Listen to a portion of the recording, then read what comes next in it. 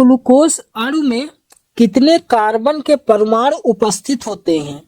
How many carbon atoms are there in a glucose molecule? 2, 4, 5 या 6? तो सही जवाब है ऑप्शन डी। एक ग्लूकोज के अणु में 6 कार्बन परमाणु उपस्थित होते हैं। Option D is correct. Next, जीवों में उत्पन्न ऊर्जा किस रूप में स्टोर होती है? In what form are the energy generated in organism store? ATP के रूप में, एडीपी के रूप में, एटीपी के रूप में या एसटीपी के रूप में? तो सही जवाब है ऑप्शन सी, एडेनोसिन ट्राइफॉस्फेट के रूप में। जो जीवों में ऊर्जा उत्पन्न होती है वह एटीपी के रूप में स्टोर हो जाती है। नेक्स्ट, निम्न में से किसे एनर्जी करेंसी के रूप में जाना जाता है? एडीपी को, एटीपी को, एनडीएस को या एनएडीएस को?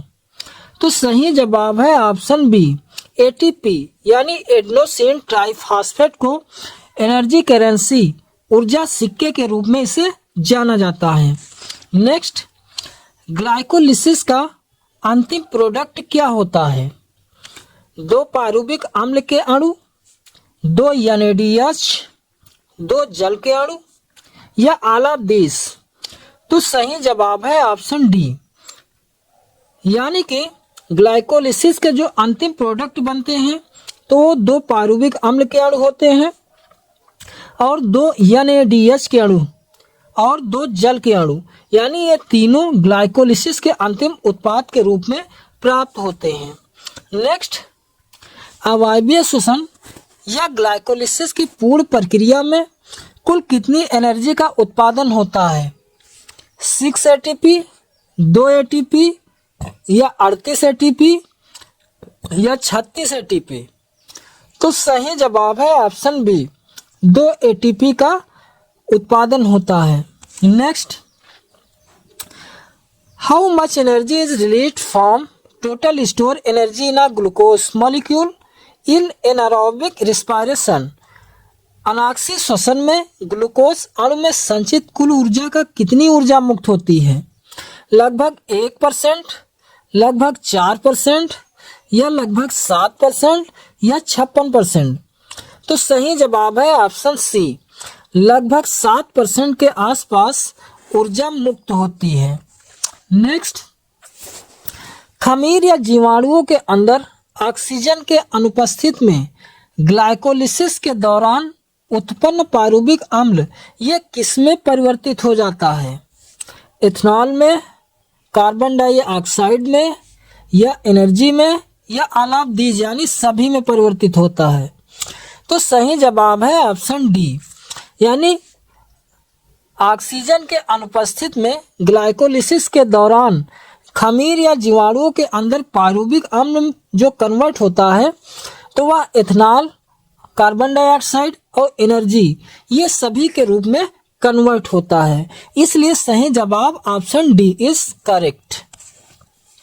नेक्स्ट, जंतुओं के पेशीय कोशिकाओं में ऑक्सीजन की कमी में ग्लाइकोलिसिस के दौरान उत्पन्न पारुविक अम्ल ये किसमें परिवर्तित होता है? लैक्टिक अम्ल में, एनर्जी में, एथाइल अल्कोहल में या ए और बी दोनों में? तो सही जवाब है ऑप्शन डी, जंतुओं के पेशी कोशिकाओं में ऑक्सीजन की कमी में ग्लाइकोलिसिस के दौरान पारुविक अम्ल जो होता है तो वह लैक्टिक अम्ल और एनर्जी इन दोनों में कन्वर्ट हो जाता है। इसलिए सही जवाब option D is correct. Next, मांसपेशियों में किस अम्ल के स्टोर हो जाने से थकावट आती है? Which acid accumulation in the muscles leads to fatigue? Oxalic acid, butyric acid, lactic acid या फॉर्मिक एसिड? तो सही जवाब है ऑप्शन सी इज करेक्ट। देखिए, जो लैक्टिक अम्ल है तो यह मांसपेशियों में जब जम जाता है तो ऐसे में हमें थकावट महसूस होती है और दर्द होने लगता है। तो लैक्टिक अम्ल इज करेक्ट ऑप्शन। नेक्स्ट, अब वायवीय श्वसन की घटना कहाँ पर होती है? साइटोप्लाज्म में, माइटोकॉन्ड्रिया में, लाइसोसोम में या न्यूक्लियस में? तो सही जवाब है ऑप्शन बी। एरोबिक रिस्पायरेशन की जो क्रिया होती है वह माइटोकॉन्ड्रिया में संपन्न होती है।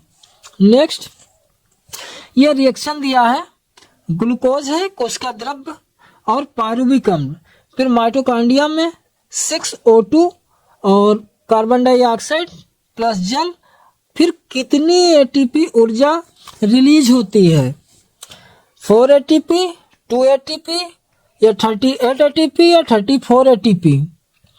तो सही जवाब है ऑप्शन सी, ये 38 यानी 38 ATP ऊर्जा रिलीज होती है।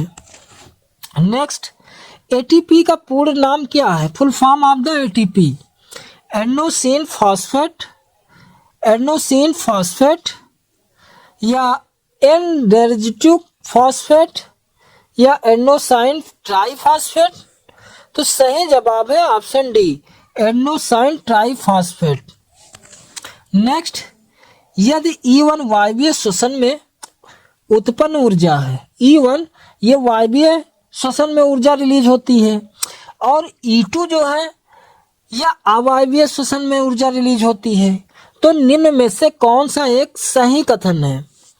E1 बराबर E2, बी E1 बड़ा है E2 से, या फिर E1 छोटा है E2 से, या फिर E1 बराबर हाफ E2? तो सही जवाब है ऑप्शन बी, E1 बड़ा है E2 से, यानी कि E1 वायवीय श्वसन में जो ऊर्जा उत्पन्न होती है वह E2 से अधिक होती है। नेक्स्ट, अमीबा में श्वसन कौन सा है? What are the respiratory organ in amoeba? Amoeba किसके थ्रू रिस्पायरेशन करता है? लंग्स के द्वारा, गिल के द्वारा, मॉइस्ट स्किन के द्वारा या फिर सेल मेम्ब्रेन के द्वारा? तो सही जवाब है ऑप्शन डी। देखिए, जो अमीबा होता है तो इसकी कोई आकृति निश्चित नहीं होती है और यह अपनी आकृति बदलता रहता है, यानी इसकी जो साइज होता है वह अनियमित होता है, और यह जो श्वसन करता है, रिस्पायरेशन करता है, तो सेल मेम्ब्रेन के थ्रू यह रिस्पायरेशन करता है। नेक्स्ट, समान श्वसन क्रिया के दौरान अंतःश्वासित या निश्वासित वायु के आयतन को क्या कहते हैं? During normal respiration the volume of air inspired और एक्सपायर्ड इज कॉल्ड। ये ज्वारीय आयतन, अंतःश्वसन सुरक्षित आयतन या निश्वसन सुरक्षित आयतन या अवशिष्ट आयतन? तो सही जवाब है ऑप्शन ए, ज्वारीय आयतन। नेक्स्ट क्वेश्चन, अंतःश्वसन क्षमता in respiratory capacity IC is equal, यानी अंतःश्वसन क्षमता किसके बराबर होती है? ए ऑप्शन, अंतःश्वसन सुरक्षित आयतन प्लस निश्वसन सुरक्षित आयतन, बी ऑप्शन, ज्वारीय आयतन प्लस निश्वसन सुरक्षित आयतन, सी ऑप्शन, ज्वारीय आयतन प्लस अंतःश्वसन सुरक्षित आयतन। तो सही जवाब है ऑप्शन सी इज करेक्ट, ज्वारीय आयतन प्लस अंतःश्वसन सुरक्षित आयतन। नेक्स्ट क्वेश्चन, निश्वसन क्षमता एक्स रेस्पिरेटरी कैपेसिटी ये किसके बराबर होती है? तो सही जवाब है ऑप्शन बी। देखिए, जो निश्वसन क्षमता है वह ज्वारीय आयतन और निश्वसन सुरक्षित आयतन को अगर ऐड कर देते हैं तो ये हमें निश्वसन क्षमता के बराबर होती है। नेक्स्ट, वायु का वह आयतन जो बलपूर्वक निश्वसन के बाद भी फेफड़ों में शेष बच जाता है उसे अवशिष्ट आयतन, रेजिडुअल वॉल्यूम कहते हैं। नेक्स्ट क्वेश्चन, निम्न में से कौन सा श्वसन का एक विकार यानी बीमारी है? Which of the following is a respiratory disorder? Asthma, pneumonia, tuberculosis या काली खांसी? तो सही जवाब है ऑप्शन डी, ऑल। यानी देखिए, अस्थमा है, निमोनिया और ट्यूबरकुलोसिस, पर्टूसिस, ये सारी जो है ये श्वसन संबंधी है बीमारियां हैं। नेक्स्ट क्वेश्चन, निम्नलिखित में से कौन सी बीमारी फेफड़े की बीमारी है? Pneumonia, cancer, tuberculosis? तो देखिए, निमोनिया और जो ट्यूबरकुलोसिस है यानी ऑप्शन डी, ए और सी, ये निमोनिया और तपेदिक ट्यूबरकुलोसिस, ये फेफड़े लंग से रिलेटेड बीमारी है। नेक्स्ट क्वेश्चन, श्वसनी और श्वसनिकाओं के में सूजन के कारण श्वास के समय घरघराहट की आवाज आती है और सांस लेने में कठिनाई होती है। ये कौन सी बीमारी है, किस में? देखिए, जो श्वसनी शोथ है ब्रांकोइटिस, तो ब्रांकोइटिस में जब ये श्वसनिकाओं में सूजन आ जाती है तो उसके कारण घरघराहट की आवाज आती है और सांस लेने में काफी प्रॉब्लम होती है। नेक्स्ट क्वेश्चन, निम्नलिखित में गलत विकल्प चुने। एम्फाइसीमा धूम्रपान से रिलेटेड है, सही है। दमा श्वसन के समय घबराहट से संबंधित है, ये भी सही है।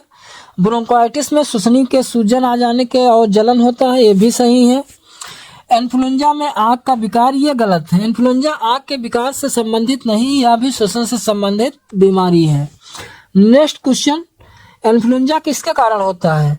तो इन्फ्लुएंजा वायरस के कारण होता है। नेक्स्ट, एक हीमोग्लोबिन अणु अधिकतम कितने ऑक्सीजन अणु का वहन कर सकते हैं? A haemoglobin molecule can carry maximum molecule of oxygen, तो ये 4 अणु, यानी एक हीमोग्लोबिन अणु 4 ऑक्सीजन के अणुओं का ट्रांसपोर्टेशन यानी वहन कर सकते हैं। नेक्स्ट, एक प्रकार की मापन है जिसको देखकर उसमें प्रयुक्त होने वाली खाद्य पदार्थों की पहचान की जाती है। वसा का भागफल, स्टार्च भागफल, ऊर्जा का भागफल या श्वसन भागफल? तो सही जवाब है ऑप्शन डी। रिस्पायरेटरी क्वाइटेंट यानी श्वसन भागफल एक प्रकार की मापन है जिसको देखकर उसमें प्रयुक्त होने वाले खाद्य पदार्थों की पहचान की जाती है। नेक्स्ट, श्वसन भागफल किसका अनुपात है? ए उत्पन्न कार्बन डाइऑक्साइड और उपयुक्त ऑक्सीजन का, उत्पन्न ऑक्सीजन और उपयुक्त कार्बन डाइऑक्साइड का, सी उत्पन्न जल और उपयुक्त ऑक्सीजन का, डी उत्पन्न जल और उपयुक्त कार्बन डाइऑक्साइड का। तो इनमें से सही जवाब है ऑप्शन ए, उत्पन्न कार्बन डाइऑक्साइड और उपयुक्त ऑक्सीजन का। नेक्स्ट, कार्बोहाइड्रेट का श्वसन भागफल कितना है? 1 के बराबर, 1 से अधिक या 1 से कम या अनंत के बराबर? तो सही जवाब है ऑप्शन ए, कार्बोहाइड्रेट का श्वसन भागफल लगभग 1 के बराबर होता है। नेक्स्ट, अवायवीय श्वसन के अंतर्गत श्वसन भागफल का मान क्या होता है? 1 के बराबर होता है, 1 से अधिक होता है, 1 से कम होता है या फिर अनंत के बराबर होता है? तो सही जवाब है ऑप्शन डी, यह अनंत के बराबर होता है। नेक्स्ट, श्वसन कैसी क्रिया है? रिस्पायरेशन इज प्रोसेस कैसी है? तो यह एक कैटाबोलिक रिएक्शंस होती है। श्वसन एक प्रकार की कैटाबोलिक प्रोसेस होती है।